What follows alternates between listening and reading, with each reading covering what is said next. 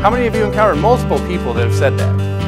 Have any of them ever meant the same thing? What I want to talk about is the thresholds of conversion. Okay, Forming Intentional Disciples is the book that we often refer to. You guys raised your hands earlier as who had read it. That's great. This is a significant portion. Those of you that haven't, I understand. I'm always like the last guy to jump on a bandwagon. You remember like Who Wants to Be a Millionaire? All of America's watching that show, right? I didn't get to it until Regis Philbin wasn't the host anymore. I thought I had caught like the British version. So I understand, like, it's the same thing with Lost. Everyone's saying, oh, this book's awesome, you need to read this. You're like, well, I've been doing this for 15 years, you know. It's a great book, and I hope to convince you today and kind of deepen our understanding of what exactly is at the heart of the book so that we can use it to effectively improve our ministries, because we're a people of growth, we're a people of improvement, and if we're not doing it, we're not answering the call, okay? So first I want to talk about why. Why forming intentional disciples? In my experience in ministry and from talking to other people who are more experienced than me, I've kind of found there's three types of people in the church that come to us. Three types of people we're called to shepherd. The first group is the easiest group. These people seem to be walking towards Christ no matter what. Okay, whether we want them to or not, they are on a journey toward God. And they're going to get there. And we find these people, right? They're the people that first come to us when we get a new job at a parish and want to help out and volunteer, and they're excited. They're the people who you talk to that went through RCIA and they converted to Catholicism in spite of the people that were teaching them. You know, like you get those people. God does wonderful things. The next group of people is the exact opposite. These people have their feet in the ground. They're not here to be converted. They are maybe with like youth ministry, it's kids that are being forced to come, or RE, you know, forced to go to Sunday school. We don't know what's going to happen with them. What we do know is what we're doing with them doesn't seem to be working. Okay, we put a lot of effort into some people, and it just doesn't seem to move them. People that are getting married in the church because their grandmother wants them to, right? By God, we will be married Catholic. Nothing else. The next group of people is in the middle. Okay, these are people that they're going to go either way. They're kind of open. They're not totally running toward Christ and we can't stop them, and they're not totally against it either. They're just in our presence waiting to be convinced. And this is an amazing opportunity because they're coming to us to listen to what we have to say. You know, so this is the group that we can't afford to lose. And we need to do everything we can to understand what exactly God's doing in their heart so that we can be on God's team and cooperate. Okay? A lot of good intentions don't achieve the success that they could because we're just misunderstanding what's going on in the conversion process. So what I'm going to assert is that understanding the thresholds of conversion and how God works upon a soul in the initial stages of conversion is going to greatly help us to foster an authentic relationship with Christ amongst these people, especially the ones in the middle. Okay? So, the other reason, why forming intentional disciples? Well, what is Pope Francis calling us to do? Just like Francis in a nutshell, go. What does he want? Evangelization, right? And he wants us all to be poor too. One's going to be, I don't know which one's going to be more difficult, to be honest with you. He wants, this is what he said, he says, I dream, right? He harnesses his like inner MLK. I dream of a poor missionary church. That's what he was going for. That's what he's longing for. So how are we going to do that? How are we going to hit the streets, right? So at St. Mary, the pastor manifested this desire by having us all go out at -10 degrees, door to door in the neighborhoods of the parish. It was a humbling experience. Literally, one lady answered the door, not for us. I rang the doorbell, and we stood there for like a minute, and then the UPS guy came with a package, and she literally opens the door, takes the package, and closes it, and we're just like sitting there. It was embarrassing. So we're supposed to be a poor missionary church. We're also called to be a field hospital, right? What happens in a field hospital? Who's at a hospital? The sick, right? The diseased, the injured. Are these the type of people we want in the pews? Yeah, absolutely. But a hospital is not a place where sick people hang out and think that it's awesome to be sick. Okay? A hospital is a place where people come for healing.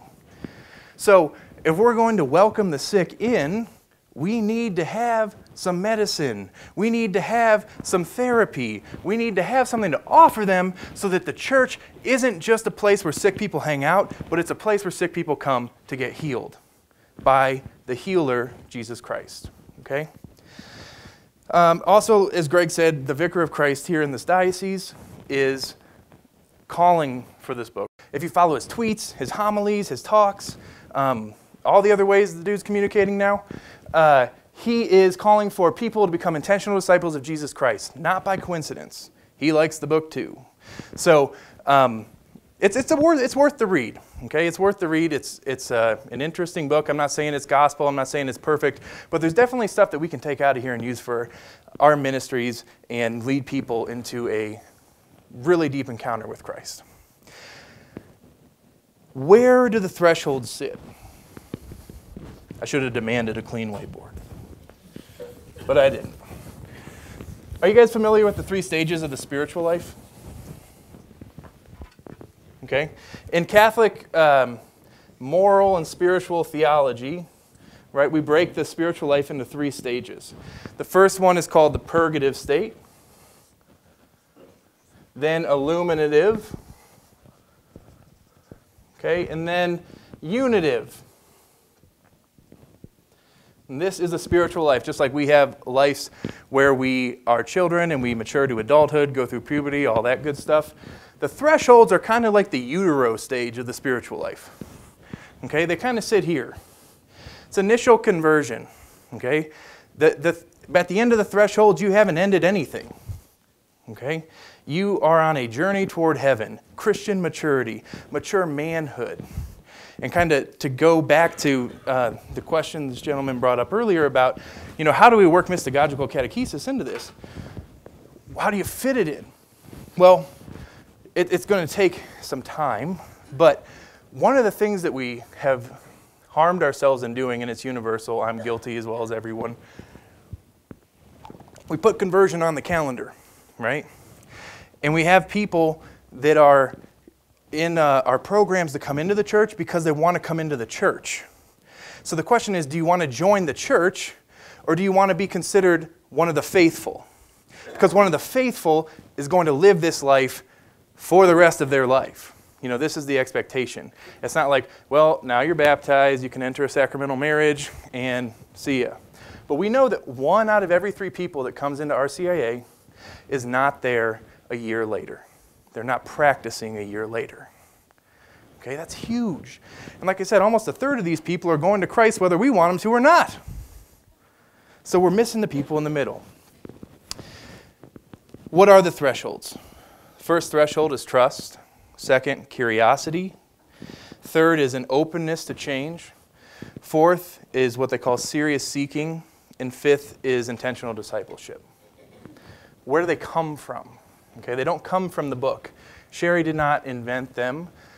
She didn't even first identify them. There was a college minister named Doug Schaub, okay, at UCLA. And he was doing really great college ministry, having an impact on tons of souls every year. And what happened was he was doing the same things he always did, using the same curriculum, the same lines, the same tactics, the same techniques. And yet, in the mid-90s, he became less successful because the people changed. The culture changed. And so, very wisely, what he did is he took a team of people and he interviewed and he talked to people that actually experienced profound conversions. Okay, they went from no relationship with God to a committed, mature relationship. And he talked to them about their experience of going through those stages.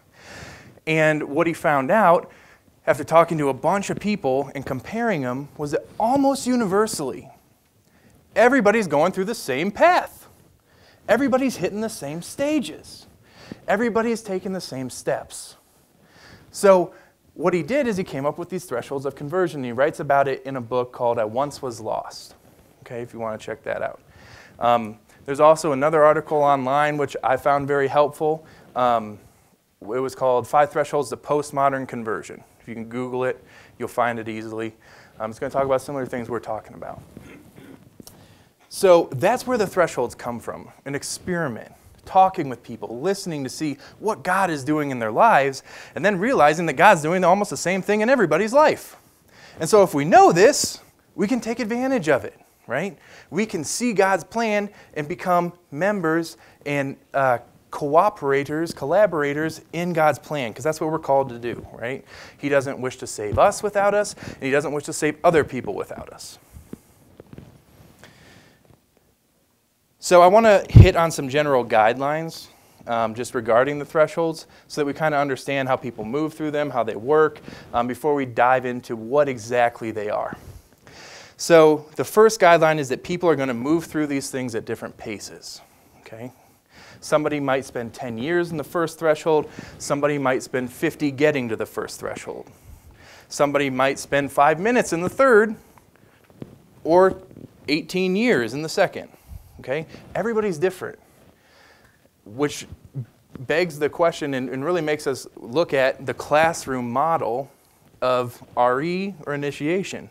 Like, do these make sense? Practically, it's kind of hard to argue against them. But individually, something unique is going on with each person at each pace. Each time that somebody moves to a new threshold, it is due to them cooperating with the grace of God. Okay, so the first 3 thresholds are passive. God is the one moving people. God is helping people to trust Christ or the church. God is giving us the gift of curiosity, right? God's opening our eyes to things that are making us ask questions. God is the one kind of doing the work.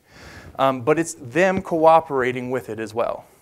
You know, God can put curiosity in my mind, and I can say, I'm just not interested. Okay, so I have the ability to say no to God, and they do too. Certain actions and activities are appropriate in some thresholds that are not appropriate in others. The thresholds are unique, and God's doing different things to a soul at different times, right? We just had a baby in September. It's our first child. And one of the most fascinating things that I found about this experience is the concept, or I guess the phenomenon of breastfeeding. Okay? It's like the greatest thing. At first, the baby eats this like highly nutritional liquid, and he only needs 2 drops called colostrum, right? That's what's appropriate for a baby that just left the womb. That's all they can handle. Okay? As he grows, literally, my wife produces different milk. There's a different nutritional composition to the milk, right? And even more than that, my wife's milk is the best milk for my son. Nobody else's wife's milk is going to be as good as my wife's because he came from her, right? So that's how God established that in the mother-child relationship. You know, as a new father, and anybody that's a father knows this, when your wife has like her first baby, you realize that something special is happening that you're not a part of. It's like the craziest thing. It's like being the last kid picked in dodgeball, or just being told, we don't want you in the game.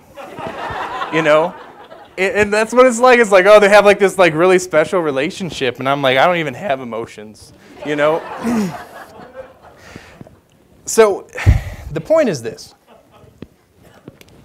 We have to do specific things like that. Like I said, this is utero, okay? This is utero conversion in the spiritual life. And God's doing very specific things here, and we need to respond very specifically. If we fail to acknowledge these thresholds, if we ignore them, if we misunderstand them, if we do the wrong things at the wrong time, it will be detrimental to their conversion, okay? If we assume that somebody is an intentional disciple when really they just have a bridge of trust, it's not going to help them move to the next threshold. It's going to slow their progress and possibly turn them away from Christ entirely for that moment. The thresholds build upon each other, okay? The earlier ones are necessary for the later ones. So the first one is trust, like it's this relationship with trust. And you have to trust the church, God, a Christian, to move to the next stage, okay? You can't be an intentional disciple without a bridge of trust with the church. I mean, look at people who, I had a guy call me, okay, when I was working at St. Mary. A gentleman called me, and he was totally distraught. Like his world had been broken down to the core because he watched a PBS special on Pope Benedict and Pope John Paul II's handling of sex abuse scandals. And he watched it and he could not reconcile anymore that the church was good, like with his faith. This documentary burned the bridge of trust. He told me, I've been a Catholic for 65 years, and he doesn't know what to do anymore because the bridge was gone. And this is the first threshold. So if the first one goes, they all go. Okay? If the second one goes, you're down to one at the best. People can move backwards and then forwards and back again. Okay? Like I said, this guy could have been an intentional disciple. He could have just been curious. Who knows? But once the bridge of trust was gone, he went all the way down. Okay? Now he can go back up. A lot of times when we move through these or we see other people move through them, we'll see them kind of like float back and forth between like 2 or 3, 4, 4, 3, 4, 5, you know. So it's a fluid motion. Thresholds have nothing to do with our baptismal status. They have nothing to do with the sacraments we've received. Just because somebody's a fully initiated Catholic, we know working for the parish does not mean that they are intentional disciples, right? We have tons of fully initiated Catholics who have no idea what they have, who have never been shown what they have. Finally, you know, this is one of Sherry's hammer points, the author of the book. She says, when we're assessing people in the thresholds, never accept a label in place of a story. Okay? Listen to what they've gone through. Listen to their lives. Listen to their journeys. And that's going to tell us where they're at. Okay? Labels mean nothing. By a show of hands, in our work at the parish, how many of us have encountered somebody that told us that they were spiritual but not religious? Pretty common. How many of you encountered multiple people that have said that? Have any of them ever meant the same thing? No. It's completely individual, right? It's completely unique to what they're doing. So we can't just be like, oh, he's spiritual and not religious. Must have a bridge of trust. No, you have no idea what's going on, right? In the same way, one time I was given a baptism class. Only one guy RSVP'd to it. So this happens to everyone, okay? So I had to shuck the class, and I did an individual session with him. And it was like the worst session that ever happened. So I literally, I meet the guy, hey man, how's it going, blah, blah, blah. This dude was a salesman, okay? So he takes over the conversation right away. Just boom, blah, blah, blah, blah, blah, blah, blah, blah, blah, blah. I think it was like uncomfortable, you know, but he just starts going. And he starts, and he was trying to be a godparent. That's what the class was for. I was trying to teach him what it meant to be a godparent. And this guy just goes off. He's telling me about his life. He's like telling me why he's ineligible to be a godparent without knowing it. But in the midst of it, he's like trying to build his credibility, okay? He's dropping names of like priests. Oh, you know, Monsignor Bernard. Turned out the dude retired in like 1985. I was -1. He's like, yeah, and then maybe you've heard of the Theatines? I'm like, yeah, I've heard of them. Then lastly, he drops John Paul II's name. You know John Paul II? I was like, do I know him personally? I prayed. And he's like, still have my ticket from 1993 World Youth Day. I was like, okay, so you have a scrapbook. You know what I mean? At that time, did he sign your godparent eligibility form? You know? So, but the thing is, like, you know, he's saying things. Well, I'm a faithful Catholic. Well, they don't go to Mass right now. Well, I mean, we go at Christmas. So we got to take stories in place of labels, because what he says is a faithful Catholic, or what we hear people saying as devout, doesn't always mean the same thing, right? All of a sudden, devout means that you hit Mass 4 times a year, right? If we get ashes and palms, celebrate the birth and resurrection, we're good. So stories, okay? Listen to their stories. They'll tell you absolutely everything. So those are my guidelines, okay? Those are my little points of advice when we move through these. I want to now jump into what exactly the thresholds are, okay? Talk about what is specific to them, how they work, who's there. And we made this handout for you guys. Everybody have this, okay? One side talks about the thresholds, what's going on in them, what to do. Feel free to use this. When you're talking to people as a reminder.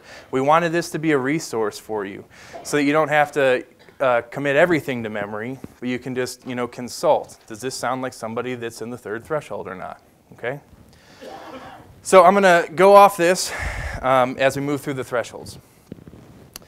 And I'm going to use my own personal story of conversion to demonstrate how I went through the thresholds. Because after reading the book and getting a grasp of it, I could see how I moved through them.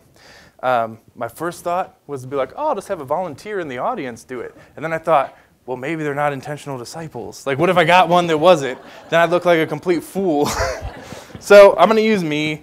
But you should be able to reconcile this with your own lived experience of Jesus Christ. Okay, trust. What is a bridge of trust? Trust is when a person is able to trust or has a positive association with Jesus Christ, the church, a Christian believer, or something identifiably Christian. Okay? So like they have positive associations with it. Okay? Whether that's the church as a whole. Most people have negative associations with the church as a whole if they don't understand it. But a lot of times, people don't think Jesus is a bad guy. He still has a good face, even though nobody knows who he is. And then us, okay? We form bridges of trust with people. In Introduction to Christianity, Pope Benedict said, in the incarnation, Jesus Christ makes the invisible God visible. And I was like, oh, that's really profound. Now all of a sudden God has a face, and it's the face of Jesus Christ. But Jesus Christ died, resurrected, and ascended into heaven. And I don't see his face anymore. Right? Jesus Christ is not walking the earth per se. But that's what the church is. Right? The church should make the invisible God visible. This is our job. We make God visible. We show people what God is. And that's how we build bridges of trust. There's only one way to do it. Form authentic relationships. Okay? Become friends with people. Invest into them. Love them. Not for the sake of loving them, but because you actually care. When we're doing this, we have to understand that if I was like really awesome and like a super evangelist, I could not love every single person in this room to the same degree. Okay? There might be like 5 or 6 people in this room who I just naturally get along with and have a really great friendship with. We might find it easy talking about things that have no relationship to the church.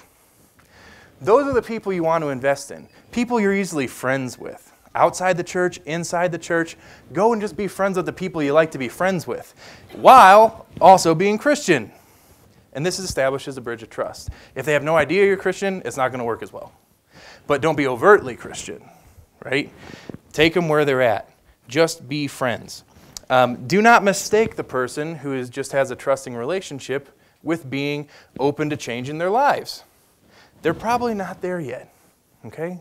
There's other evidence that's going to go into this to help us along the way, but we don't want to overdo it at first. This is just a trust. Okay, that's what they have, that's where they're at. And then we're going to wait on God's initiative to move them further. So, the next one is curiosity. Curiosity blossoms from this trust. So what happens is once somebody has the bridge of trust, at some point, God makes them aware of new things. He makes them aware of existential questions. I want to back up for a second. I was born into trust. So I was born into a Catholic family.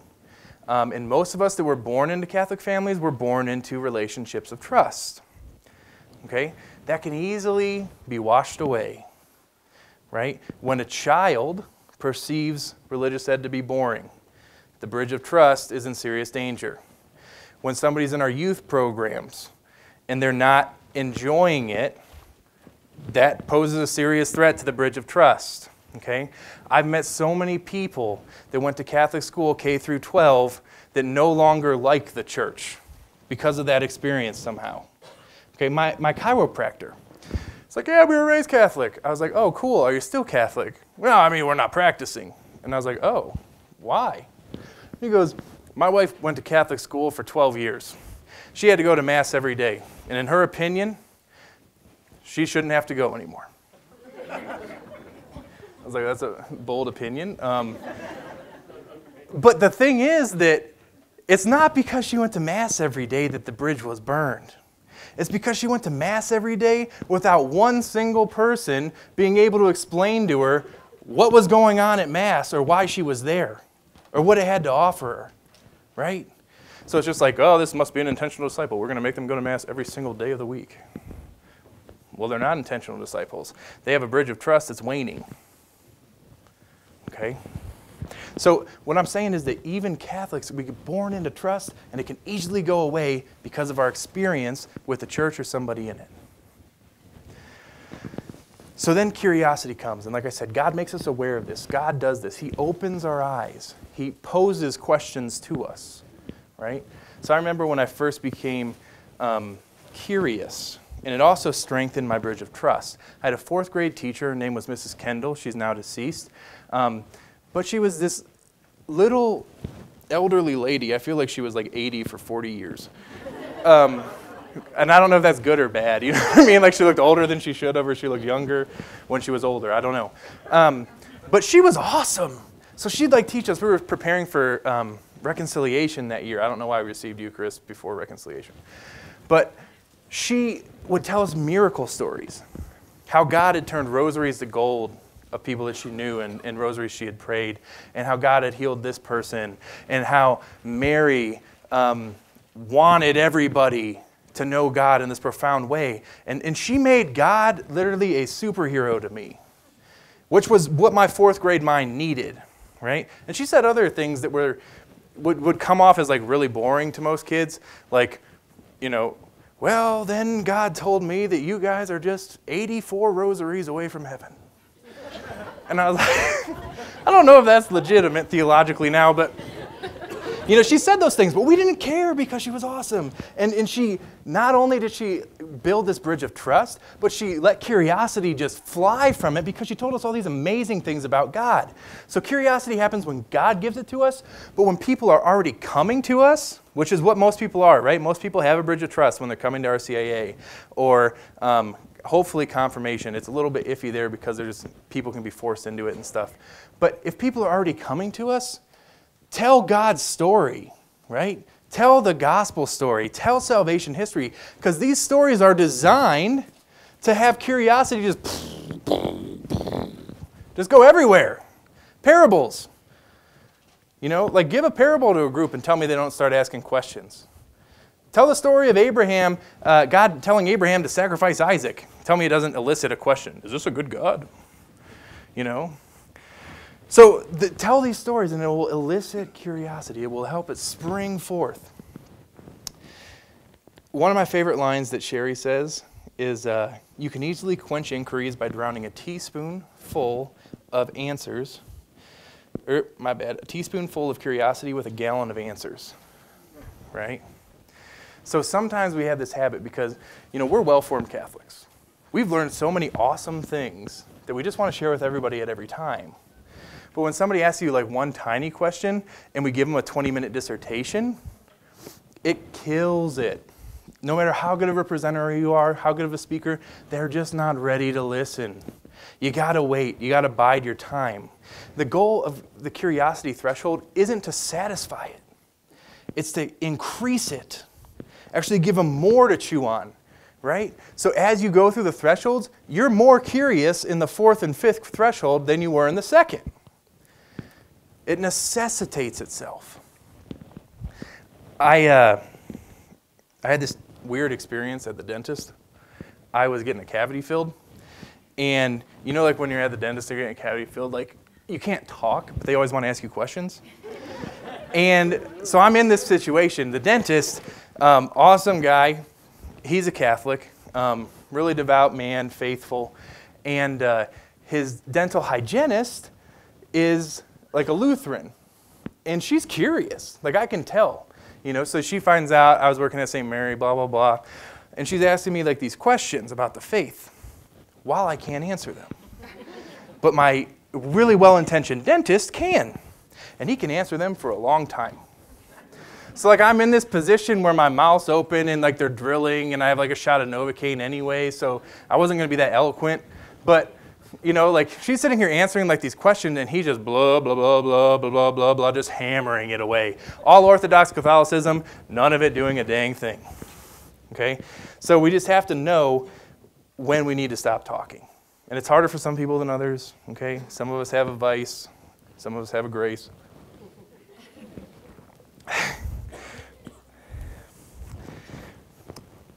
So, the beautiful thing about curiosity is that it gives us the opportunity to share the gospel. Because people are intrigued, okay? They're interested. Like, what better time to share the gospel than when they ask you about it? And the more they ask, the more you get to share. Now, when we share the gospel in its fullness, people will begin to realize, if we proclaim it as it is, that their lives need to change, okay? That's part of the gospel. There's no gospel without telling people they need to change their lives. Repent and sin no more, right? It's like a bill you can't pay. You know, like I received the service from Jesus. Now he wants this. So repent and sin no more. We have to change our lives. And so curiosity is going to flow into an openness.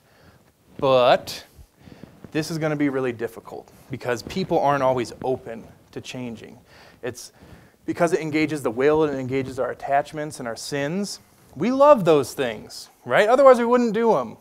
We're somehow like really entrenched in our sin. And so openness is going to be really difficult. Now, I want to clarify because openness doesn't mean that you are changing. And it doesn't mean that you've just acknowledged that you should probably change one day. It means I know something has to change and I'm going to try to do it. Okay? So you're not really like a pillar of virtue, but you know that it's going to happen and you're okay with it. Okay? It's kind of a fuzzy one. It's not intentional discipleship. Just because somebody knows their life needs to change and they're willing to keep walking doesn't mean they're intentional disciples. Doesn't mean they're committed. For me, I stayed in curiosity for 9 years. And once I was in college, I experienced my first taste of openness because I was in a Bible study, I was in a focused Bible study, and I was given the opportunity to ask all my questions, right? And I was receiving really awesome answers. And from these answers, I was experiencing the truth of God in a really profound way.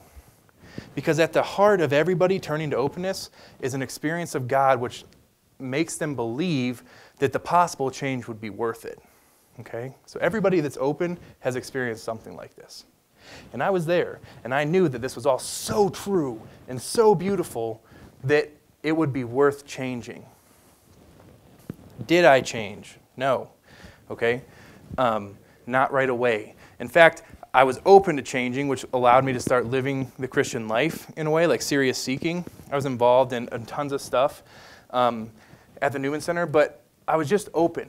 And I remember one time, I used to smoke cigarettes. So I was still like a leader at the church, which was kind of like faux pas, you know, like, can you smoke? Is that a sin? We think about these things as pious people. And I was on the back porch of my apartment overlooking this parking lot.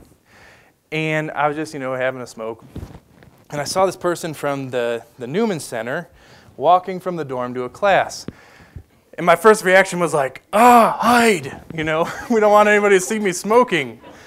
So like I scurry around to the side of the building, No one saw me, good. And I'm sitting here smoking, and I'm overcome with the kind of condemnation, like, should you really be having to hide something you're doing? And then I told myself and God, I said, Lord, this is between you and me. And then I realized I had proclaimed my own damnation, right? This cigarette is literally sitting as a point of separation between me and God, and I won't let it go. And these two fingers, right? I refuse to follow the Lord. So I was open to it. I knew it had to happen. I just wasn't ready to do it yet, right? And that's how we'll move through these stages. That's what will happen, okay? This is the human experience. So to move somebody from being curious, where they know that they need to change, to actually helping their hearts be open to change, remember, this is still God's initiative.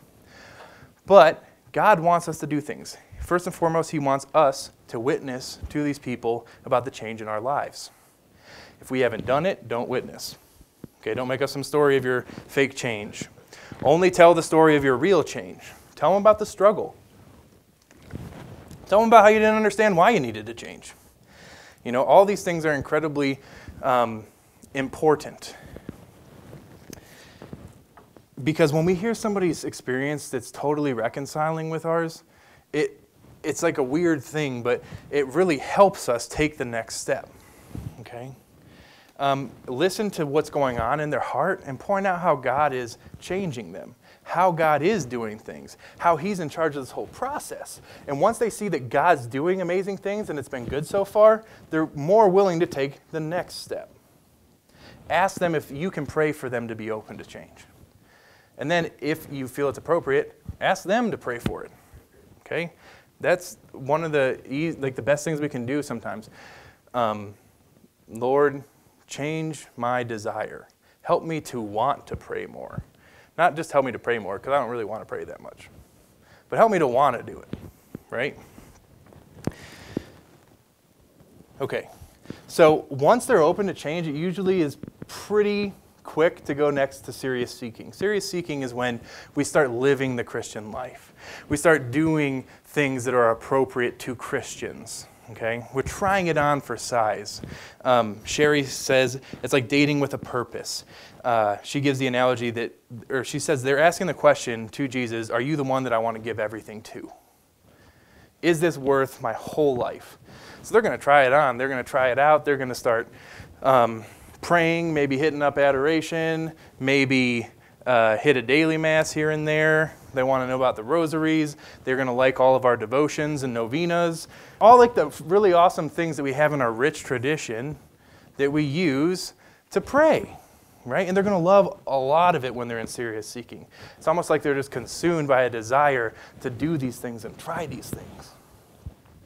So we should foster that. We should help them do that. When I was in college, like I said, my curiosity was on fire because of this Bible study. And then the leader of it asked me to go to a daily mass. I literally didn't know there were daily masses. I thought that Sunday was the only mass. And it was a 9 p.m. mass. The music was awesome. The community was awesome. And afterwards, I got invited to be in the choir. They didn't even know if I could sing. So I joined the choir on Tuesday night. And they invited me to be in their parish council. They don't even know if I'm faithful.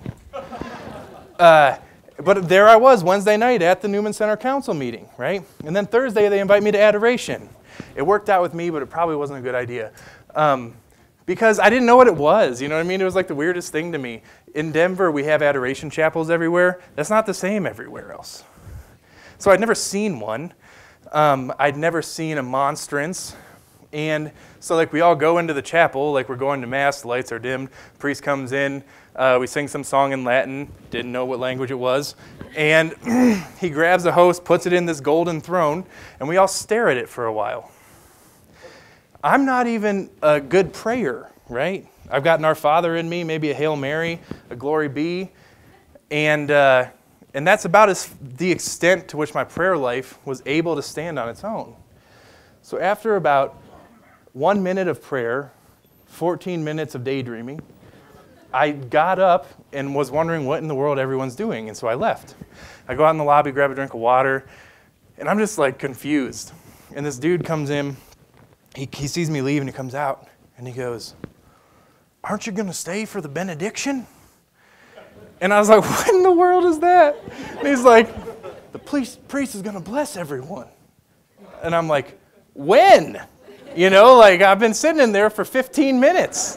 We all have. Is he late? You know? So literally, like, I don't know. I worked out the hour. I don't know how I did it. But anyway, I got involved. I wanted to live the Catholic life. In this time, too, when people are starting to seek and they want to do these things, and we need to show them these things. We need to show them how to do works of mercy. But we need to help them confront personal sin. We need to help them grow spiritually. We need to help them win. Because if they don't win, they're going to die, okay? Through sin, death entered the world. That's an objective truth. And so if we continue to remain in mortal sin, knowing that our lives need to change and people aren't challenging us and encouraging us and praying for us, we will die. We will stop the path of conversion, okay?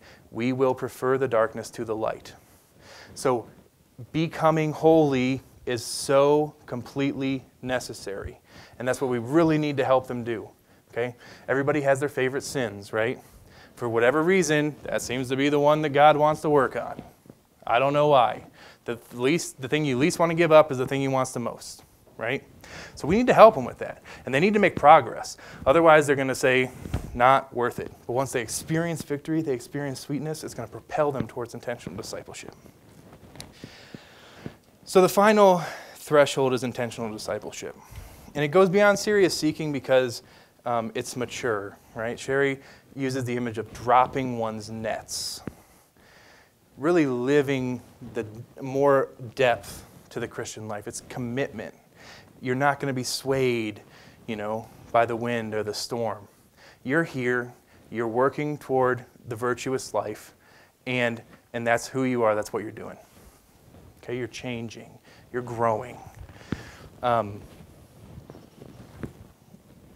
It's kind of hard to tell when somebody gets here because serious seeking looks a lot like intentional discipleship, right? And, my experience in RCA, how many times after Easter were people just like, on fire, I am so Catholic, and we are doing everything. Did you guys hit that Bible study last night? And they're so Catholic for like a month. Because they were seeking, and we let them go, right? Because we're exhausted. The team's exhausted. And we just can't possibly bear to walk with these people any longer. And I totally feel it. I'm not condemning anyone. I was right there. It's like, praise God for Divine Mercy Sunday because I can breathe. And that's how you feel as an RCA director. But really, these people continue to walk into the parish, and they're going to walk right out if we don't lead them to intentional discipleship. Because most of them are just serious seekers right then. Okay? If you can weather the storm, if you can feel comfortable in the desert, build a little hut, you know you're an intentional disciple. When you're winning, when you're becoming virtuous, because God is the leader of our lives. He's the king sitting on the throne in our hearts. So, there's a little black box in the bottom corner of this sheet called Threshold Assessment Questions. Sherry provides these in the book. You can use other questions you want, but sometimes it helps in a discussion when you're trying to figure out where somebody's at to use some of these questions, just so you know what they think of God. How do they understand God? What's their relationship with God?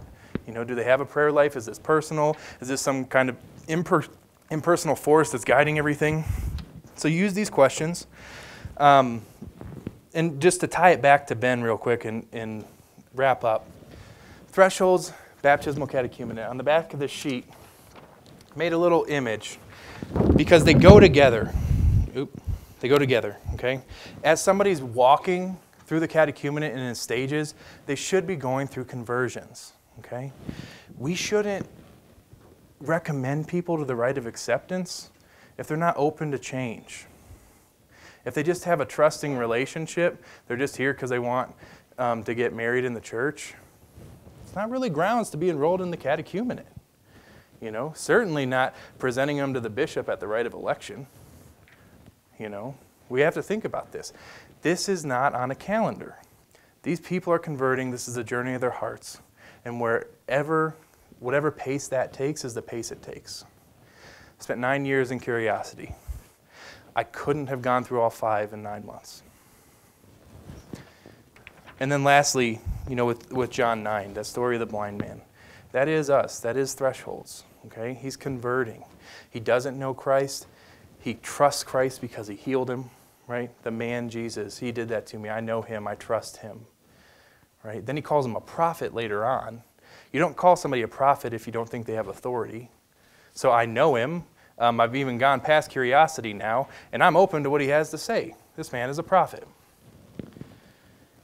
And then, you know, when they're like pressing him further, the Pharisees, he poses like that awesome question to them. I've already told you once. Do you too want to become his disciple? I'm one of his disciples. Would you guys like to as well? Right? So he's seeking. He's like doing things with Jesus. He is a disciple now. Till finally it culminates in him proclaiming Jesus as Lord. You know, do you believe in the Son of Man? Lord, I believe. And he worshiped him. So the catechumenate, conversion, the thresholds, they're all embodied in John 9, and they can make an amazing impact in our ministry. Do you guys have any questions? I thought I was pretty thorough. Okay.